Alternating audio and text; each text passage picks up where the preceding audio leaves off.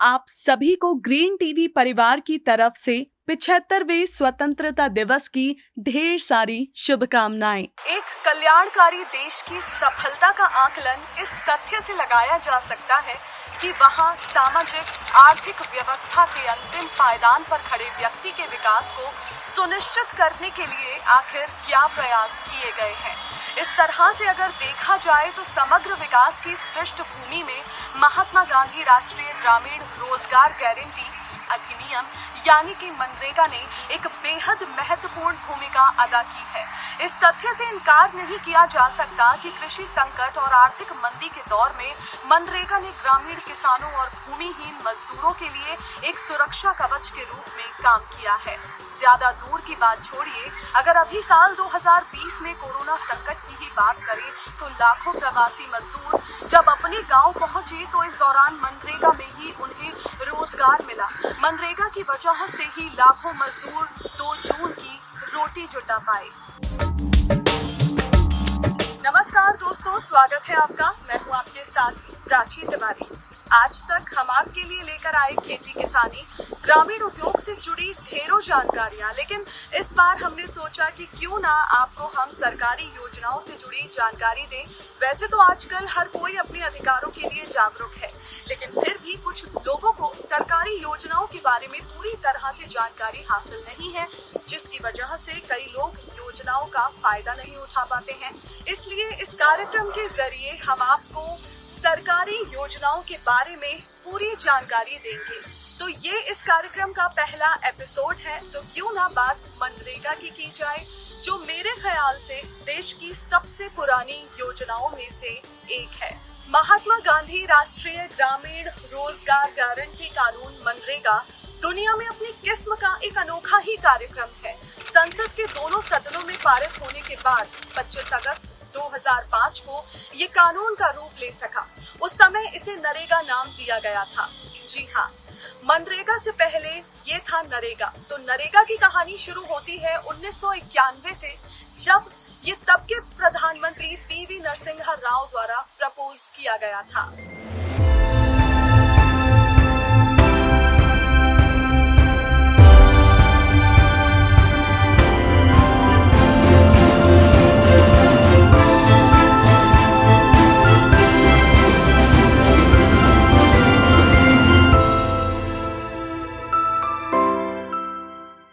अगस्त 2005 से इसे संसद में पारित किया गया था, national rural employment guarantee act 2005 के नाम से। फिर 7 सितंबर 2005 को गैजेट ऑफ इंडिया से नोटिफाई के बाद फरवरी 2006 को इसे 200 जिलों में लागू किया गया। 2 फरवरी 2006 को ये कार्यक्रम आंध्र प्रदेश के अनंतपुर से शुरू हुआ। शुरू में ये 200 पिछड़े जिलों में शुरू किया गया। दूसरे चरण में 1 अप्रैल 2007 से 113 जिलों में ये और शुरू हुआ, जिसके बाद 15 मई 2007 को और 13 जिलों को इसमें शामिल किया गया। तीसरे चरण में 1 अप्रैल को 2008 को ये पूरे भारत में लागू हुआ। फिर 2 अक्टूबर 2009 को इसका नाम बदलकर इसे मनरेगा कर दिया गया। तो इसके तहत गांव के गरीबों को साल में कम से कम 100 दिनों के रोजगार की गारंटी दी गई है। अगर काम नहीं मिला तो बेरोजगारी भत्ता दिया जाएगा। मतलब ये कि इसके तहत योग्य व्यक्ति अगर रोजगार की अर्जी देता है तो उसे या तो 15 दिन के अंदर काम दिया जाएगा या नहीं देने पर बेरोजगारी भत्ता दिया जाएगा। शुरू में इससे मजदूरी दर औसतन 60 रुपए इसमें रखी गई थी, लेकिन समय के साथ इसमें बदलाव होता रहा। अभी जो मिनिमम वेज है वो 202 रुपए है। बाकी हर राज्य में इसमें अलग अलग पैसे दिए जाते हैं। तो मनरेगा से जुड़ने के लिए सबसे पहले जरूरी होता है job card. MNREGA job card लाभार्थी को दिया जाने वाला एक प्रमुख दस्तावेज है। इस कार्ड में लाभार्थी का विवरण जैसे कि नाम, पति का नाम या पिता का नाम, पते के साथ जॉब कार्ड नंबर होता है। अब सवाल ये है कि मनरेगा में जॉब कार्ड के लिए आवेदन कैसे करें। तो सबसे पहले आपको बता दूं कि 18 वर्ष से अधिक आयु का कोई भी भारतीय नागरिक जो ग्रामीण भारत में रहता है, मनरेगा योजना के लिए आवेदन कर सकता है। आवेदक को मनरेगा योजना का लाभ लेने के लिए ऑनलाइन रजिस्ट्रेशन करवाना होगा। आप ग्राम पंचायत से इस फॉर्म को प्राप्त कर सकते हैं। फॉर्म के लिए कोई शुल्क नहीं देना होता है। अगर फिर भी कोई आपसे शुल्क मांगता है तो आप इसकी शिकायत कर सकते हैं। शिकायत ग्राम पंचायत के पीओ जो होते हैं वहां या फिर डीपीसी को इसकी आप शिकायत कर सकते हैं। आवेदन फॉर्म तैयार होने के बाद इसे आप ग्राम पंचायत कार्यालय या संबंधित अधिकारी के पास जमा करें। इसके बाद आपको 15 दिन के अंदर जॉब कार्ड जारी कर दिया जाएगा। जॉब कार्ड मिल जाने के बाद आपको 100 दिनों के रोजगार की गारंटी मिल जाएगी। अब मनरेगा के तहत अपने ग्राम पंचायत में भी आप काम कर सकते हैं। आपके काम का विवरण आपके जॉब कार्ड में दर्ज किया जाएगा। इसके बाद मजदूरी का पैसा सीधे आपके बैंक अकाउंट में जमा कर दिया जाएगा। अब सवाल ये है कि आखिर मनरेगा के अंतर्गत काम करना क्या होता है? तो मनरेगा योजना के अंतर्गत जल संरक्षण, सूखे की रोकथाम के अंतर्गत वृक्षारोपण, बाढ़ नियंत्रण, इसके अलावा भूमि विकास, आवास निर्माण, लघु सिंचाई, बागवानी जैसे कई छोटे बड़े काम करवाए जाते हैं।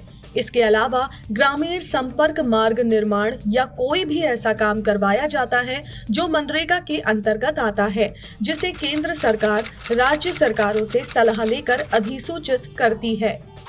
मनरेगा योजना के कई लाभ हैं, जिसका फायदा ग्रामीण कई सालों से उठा रहे हैं। मनरेगा का सबसे बड़ा उद्देश्य ग्रामीण विकास और रोजगार के दोहरे लक्ष्य को प्राप्त करना है।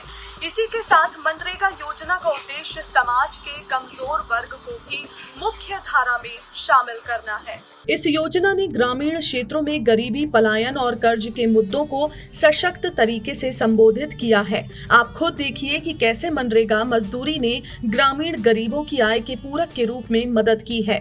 कैसे गरीब किसानों ने मनरेगा मजदूरी से हुई आय को अपनी भूमि पर खेती की गतिविधियों के लिए इस्तेमाल किया है और कैसे विकास कार्यों ने मिट्टी की गुणवत्ता और जल स्तर में सुधार करने में मदद की है।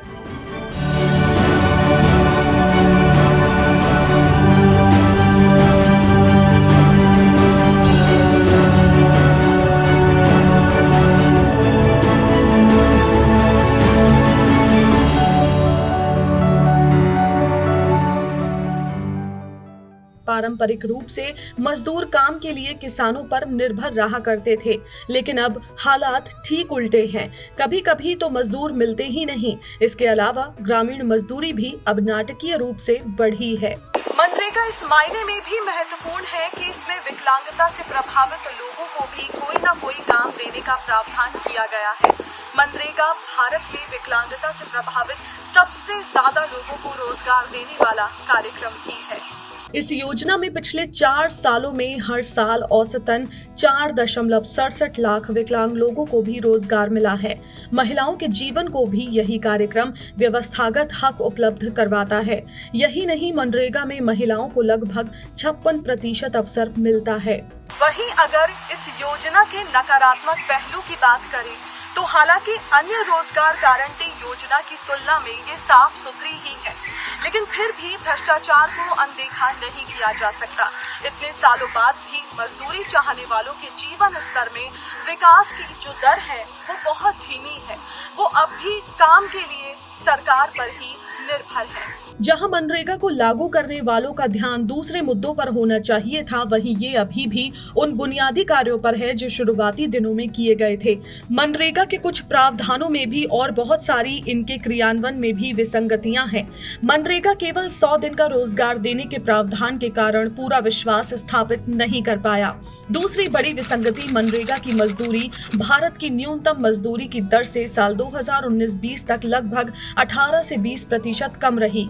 तीसरी बात, मजदूरों को 6 से 12 महीने की देरी से मजदूरी का भुगतान होना है। भ्रष्टाचार, सोशल ऑडिट न होना, मशीनों से काम कराया जाना भी इसके कारण रहे हैं। यही नहीं, मनरेगा में मजदूरों को तय मजदूरी से भी कम का भुगतान होता है। साल 2020-21 की केंद्रीय ग्रामीण मंत्रालय की रिपोर्ट के मुताबिक गुजरात में मजदूरों को 188 रुपए के हिसाब से ही भुगतान हुआ है, जबकि वहां मनरेगा में मजदूरी की दर 224 रुपए प्रतिदिन है। राजस्थान की अगर बात करें तो वहां 220 की जगह पर औसतन 167 रुपए, मध्य प्रदेश में 190 रुपए की जगह पर 180, पश्चिम बंगाल में 204 की जगह 193, छत्तीसगढ़ में 190 प्रतिदिन की जगह पर 174 रुपए की मजदूरी का भुगतान हुआ है। मजदूरी के कम मूल्यांकन के कारण भी लाखों मजदूरों ने इससे किनारा किया है। इसी वजह से ज्यादातर ग्रामीण अपना गांव छोड़ने के लिए मजबूर हैं। मनरेगा के मजदूर 8 घंटे शारीरिक श्रम करते हैं, तब जाकर कहीं उन्हें 200 रुपए मिलता है। किसी राज्य में तो इससे भी कम पैसा मिलता है। मनरेगा योजना पर हालांकि कई बार उंगली उठाई जाती रही है। इस योजना को लेकर सियासत भी खूब गरमाती है। आरोप प्रत्यारोप भी लगाए जाते हैं।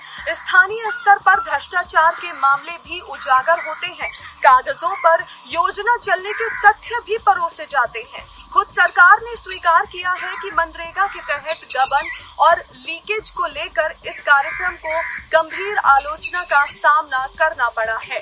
ऐसे कई अध्ययन हैं जो इस बात की पुष्टि करते हैं कि राज्यों और जिला स्तर पर इनमें घोर अनियमितता हुई है। इसलिए लोग मनरेगा में काम नहीं करना चाहते। इसके कारण कई बार दोहराए जा चुके हैं। पहला कारण भ्रष्टाचार और मजदूरी मिलने में देरी। आप देश के किसी भी हिस्से में चले जाइए, आपको हर जगह ये किस्से सुनने को मिल जाएंगे कि कैसे लोगों ने काम तो किया लेकिन उन्हें अपनी मजदूरी या तो नहीं मिली या फिर बहुत देर से मिली, और मिली भी तो पूरे पैसे ही नहीं मिले। इसका दूसरा कारण फर्जी पंजीकरण है। इसके मामले इतने बढ़ चुके हैं कि अब ग्रामीण विकास मंत्रालय गाँव में कैंप लगाकर दस्तावेजों के जरिए इसकी पुष्टि करता फिर रहा है कि जिनका नाम दस्तावेजों में है उनमें से कितने फर्जी हैं। आप सोचिए, एक तो साल में 365 दिन होते हैं, उसमें से मिलता सिर्फ 100 दिन का ही रोजगार है। अब अगर उसमें भी घपलेबाजी हो तो मजदूर आखिर जाएं तो जाएं कहां? लेकिन कार्यक्रम की क्षमता के अनुसार इसका पूरा विस्तार होना अब भी बाकी है। कहने के मायने ये है कि दूसरे शहरों से पलायन कर अपने गाँव आए मजदूर अब वापस नहीं जाना चाहते। कुल मिलाकर पलायन कर लौटे मजदूरों के लिए ये योजना जीने का आधार बनकर उठती है, और अगर इस योजना में थोड़ा सा और सुधार किया जाए तो मजदूरों का पलायन रुक जाएगा और वो अपने गांव में ही रोजगार तलाश कर पाएंगे। वैसे बिहार या उत्तर प्रदेश या किसी भी राज्य का कोई ग्रामीण किन हालातों में मुंबई या बेंगलोर या दिल्ली पलायन करता होगा? क्या वास्तव में वहां ज्यादा मजदूरी मिलती है? ऐसा तो नहीं है। बेंगलोर में भी औसतन 350 से 400 रुपए की मजदूरी ही मिलती है, जो हालांकि मजदूरों के राज्य में मिलने वाले पैसे से ज्यादा है। लेकिन जब रहने के खर्चों के आधार पर हम गणित लगाते हैं तो पता चलता है कि वास्तव में उन्हें 15 से 20% मजदूरी ही बस ज्यादा मिलती है। तब सवाल ये है कि मजदूर पलायन क्यों करता है? शोषण, लगातार रोजगार नहीं मिलने और नए विकास की चमक को अपनी आंखों में उतार लेने की अपेक्षा की वजह से। सच तो ये भी है कि सरकारों ने मनरेगा के लिए बजट जरूर आवंटित किया है, लेकिन इस पर विश्वास नहीं किया।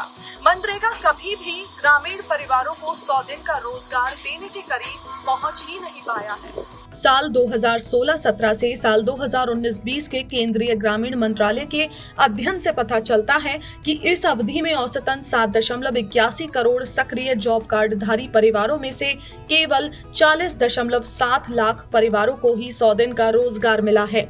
वहीं 4 साल की रिपोर्ट्स बताती हैं कि मनरेगा में हर साल औसतन 184.1 लाख काम या तो नए शुरू होते हैं या फिर पहले से चले आ रहे होते हैं। हर साल औसतन 39% काम ही पूरे हो रहे हैं, बाकी अगले साल की कार्य योजनाओं में जुड़ जाते हैं। सबसे खराब स्थिति तो बिहार की है। वहां औसतन 12 लाख काम खोले गए, जिनमें से औसतन 2 लाख ही पूरे किए गए। हालांकि छत्तीसगढ़, झारखंड, मध्य प्रदेश और उत्तर प्रदेश में 40% से ज्यादा काम पूरे हुए, लेकिन इन्हें भी आप पूरा नहीं कह सकते। कोरोना वायरस और लॉकडाउन के व्यापक असर के बाद भारत के श्रमिक वर्ग का जो थोड़ा बहुत स्वाभिमान और आत्मनिर्भरता थी, वो भी खत्म हो गई है। करोड़ों की संख्या में अपने घरों से दूर काम करने वाले मजदूरों ने अनुभव किया है कि उनके प्रवासी होने के नाते उनके काम, रहने, खाने और आवास की कोई गारंटी नहीं है। इसलिए 2020 में 3 हफ्ते के पहले वाले लॉकडाउन की घोषणा को सुनते ही बहुत बड़ी संख्या में श्रमिक और उनके परिवार रोजगार की जगह से अपने गांव की ओर चल पड़े हैं। लेकिन इस वक्त एक अच्छी बात ये भी है कि लॉकडाउन की वजह से शहरी और ग्रामीण क्षेत्रों से बड़े पैमाने पर कामगारों का रिवर्स माइग्रेशन हुआ है। इसका प्रभाव ये हुआ है कि ग्रामीण क्षेत्रों में कामगारों की तादाद बढ़ी है, खासकर उन इलाकों में जहां पर गरीबी है। अब सवाल ये है कि इन मजदूरों का घर आखिर कैसे चलेगा। जिन्होंने रोजगार की तलाश में अपना गांव छोड़ा था, उन्हें अब उसी गांव में इस बेरोजगारी के दौर में क्या रोजगार मिल पाएगा। हकीकत में आज ग्रामीण भारत में कोई रोजगार मिलने की अगर संभावना है तो वो मनरेगा के तहत ही है।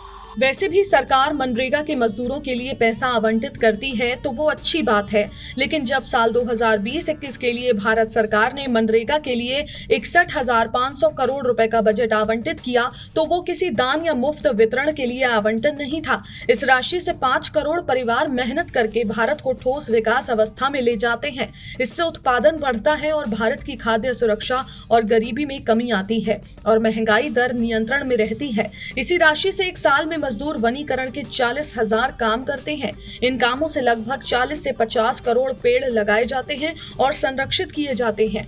इससे विकास के नाम पर छील दी गई धरती को वस्त्र मिलते हैं। इससे मानसून व्यवस्थित होता है और पृथ्वी का तापमान भी थोड़ा नियंत्रण में आता है। ये पेड़ यात्रियों को छांव भी देते हैं और पंछियों को आशियाना भी देते हैं। ये काम करते हैं मनरेगा के मजदूर। इतना ही नहीं, वो छोटे छोटे तालाब बनाते हैं, खेतों की मेड़े बनाते हैं। जिन गांव में पानी का संकट है वहां पुराने कुएं और बावड़ियां साफ करते हैं, उनकी मरम्मत करते हैं। इससे धरती के पेट में पानी जाता है। भारत ने पिछले 30 सालों में पानी के 40 लाख स्रोतों को खत्म किया है। तालाब सुखाकर उन पर इमारत बना ली है। बड़ी बड़ी सड़कें बन गई हैं, उन पर सरपट महंगी गाड़ियां दौड़ रही हैं। लेकिन हमें ये आभास नहीं है कि गाड़ियां सड़कों पर नहीं, खेतों, जंगलों और तालाबों की कब्र पर दौड़ती हैं, क्योंकि ये एहसास खत्म हो गया है। इसलिए भारत के अमीरों और मध्यम वर्गीय परिवारों को ऐसा महसूस होता है कि सरकार उनसे टैक्स लेकर इन मजदूरों को मुफ्त में लुटा दे रही है। लेकिन सच तो ये है कि ये मजदूर अमीरों और मध्यम वर्गीय समाज के अपराधों से खड़े हो रहे संकट को दूर धकेलने का काम करती है। मनरेगा में इस साल 40,000 करोड़ रुपए अतिरिक्त आने से ये कार्यक्रम कुछ रफ्तार से चलने लगा है। घरों में चूल्हे जलने लगे हैं, भूख का डर कम हुआ है। मनरेगा ठीक से चलेगा तो कोई भूखा नहीं मरेगा, लेकिन 100 दिन की इस योजना को बढ़ाना पड़ेगा। मनरेगा को ठीक से चलने के लिए सबसे पहले अपने मूल हकों को ठीक से स्थापित करना पड़ेगा। ये हक इन 3 नारों के रूप में रचे गए हैं और वो सबको बखूबी समझ में भी आते हैं। हर हाथ को काम मिले, काम का पूरा दाम मिले और समय पर भुगतान मिले। लेकिन फिर भी कुछ नियम आज के समय के हिसाब से जरूर बदले जाने चाहिए। सबसे पहले रोजगार के अधिकार के दिनों की संख्या 100 से बढ़ाकर 150 दिन होनी चाहिए, ताकि निम्न आय वर्ग के 7 करोड़ परिवारों के सामने अति गरीब हो जाने की स्थिति पैदा न हो जाए। इसके लिए 3 लाख करोड़ रुपए का प्रावधान करना होगा, जिसमें से 2 लाख करोड़ रुपए का खर्च केवल मजदूरी पर किया जाना होगा। इसके अलावा जरूरी है कि मजदूरी को कम से कम 300 रुपए किया जाना चाहिए। इससे 7 करोड़ सक्रिय मनरेगा परिवारों को 150 दिन के काम के एवज में साल भर में 45,000 रुपए मिलेंगे और मजदूरों को सीधे 3 लाख करोड़ रुपए मिलेंगे। इससे स्थानीय बाजार में नकद का प्रवाह भी बढ़ेगा, क्योंकि सरकार सरकारी कर्मचारियों का वेतनमान बढ़ाते हुए भी तो यही तर्क देती है कि इससे बाजार में पैसा आता है। तो फिर ये देश के गरीब मजदूरों के लिए क्यों ना हो। इस सीजन में काम ढूंढने वालों की संख्या में बेतहाशा तेजी देखी गई है। इसे एक अच्छे मौके के रूप में देखा जा सकता है। इस स्कीम में शहरी क्षेत्रों और उनकी जरूरतों को शामिल किए जाने की भी आवश्यकता है। इसके अलावा कुशल कारीगरों के लिए भी अलग काम की व्यवस्था होनी चाहिए। अब समय आ चुका है जब इस योजना के पार्ट 2 को लाया जाए, यानी इसके द्वितीय संस्करण को लाया जाए। जैसे किसी हिट फिल्म का सीक्वल बनाया जाता है, ऐसे ही इस स्कीम का भी अब दूसरा पार्ट कुछ अच्छे और जरूरी बदलावों के साथ लॉन्च किया जाए।